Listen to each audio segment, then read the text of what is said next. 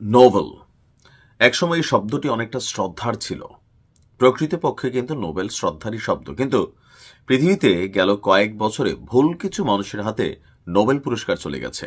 আর কাকতালীয় বিষয় হচ্ছে, যেই যেই দেশে নোবেল গিয়েছে সেই দেশে সরকারের উৎখাত হয়েছে, সরকার পরিবর্তন হয়েছে। আবার ওই দেশগুলোতে যারা নতুন ক্ষমতায় বসেছেন বা দেশটির রাষ্ট্রপ্রধান হিসেবে দায়িত্ব পেয়েছেন, তাদের মধ্যে আপনার দেখা গেছে যে নানান ঝামেলা। এখন সাধারণ জনগণ বা অনেকেই মনে করছেন এই নোবেলটা আসলে একটা অভিশাপ, কিন্তু প্রকৃতপক্ষে নোবেল কিন্তু অভিশাপ না, মহান শান্তি বা আরো বিভিন্ন ক্রাইটেরিয়াতে এই পুরস্কারটা দেওয়া হয়। কথা বলছি, ডোনাল্ড ট্রাম্প গতকালকে একটা জীবনের সবচেয়ে বড় অ প মহাকারমা ন হয়েছে। কেন?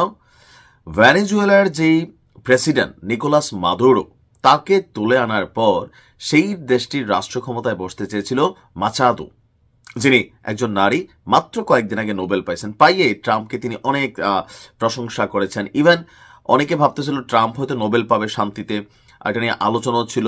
আমেরিকা তাদের লবিস্ট নিয়োগ করেছিল ট্রাম্পের জন্য। কিন্তু আসলে নরওয়ে ভিত্তিক এই নোবেল কোম্পানি বা যারা এই নোবেলটা পুরস্কার দেন, তারা বলছেন যে ট্রাম্প নোবেলের উপযুক্ত না। পাইল কি মাচাদো এই নোবেল পাওয়ার পর এক ভিন্ন রকম ঘটনা ঘটিয়েছে। ট্রাম্পকে সন্তুষ্ট বা খুশি করার জন্য বা ভেনেজুয়েলার রাষ্ট্র ক্ষমতায় বসার জন্য তিনি করলেন কি, তার যে নোবেল পুরস্কার এটা ট্রাম্পে দিয়ে দিছে ভাগাভাগি করে।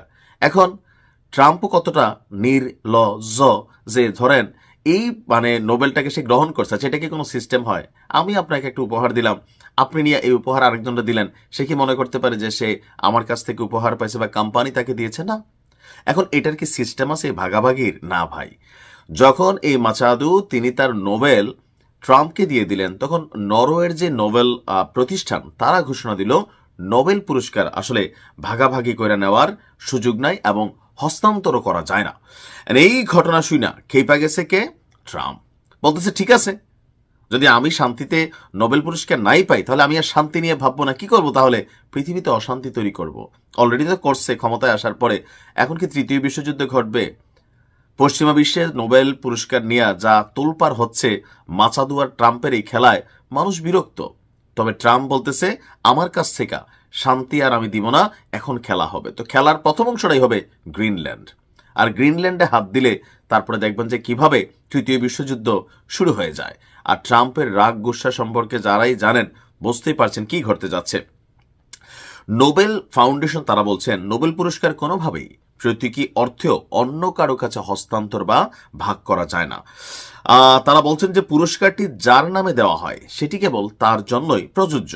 বলা হয় নোবেল পুরস্কারের মর্যাদা এবং এর সুষ্ঠু পরিচালনা রক্ষা করা নোবেল ফাউন্ডেশনের অন্যতম মূল দায়িত্ব।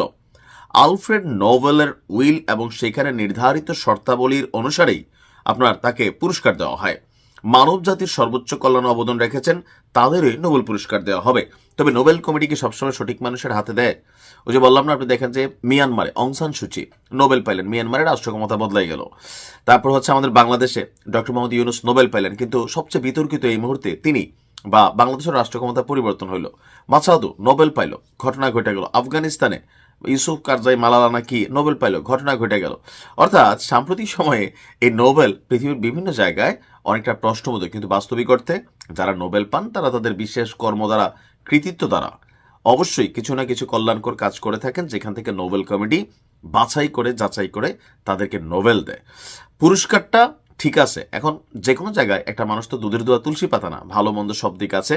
তবে যিনি নোবেল পান তার কাছে জাতির প্রত্যাশা থাকে তিনি এসে যে কোনো একটা রাষ্ট্রে দেশে শান্তি কায়েম করবেন, জনগণ জান্নাতি ফিল নিয়ে বসবাস করবে, কিন্তু বাস্তবতা হয় ভিন্ন। তো ট্রাম্প এখন যে কি ঘটাইতে যাচ্ছে সেটা আসলে একমাত্র ট্রাম্পই ভালো জানে, কারণ গোস্বা তো, আর গোস্বা হজম করতে পারে না, সুপ্রিম পাওয়ার হাতে আছে। দেখা যাক কি হয়। ভালো থাকুন।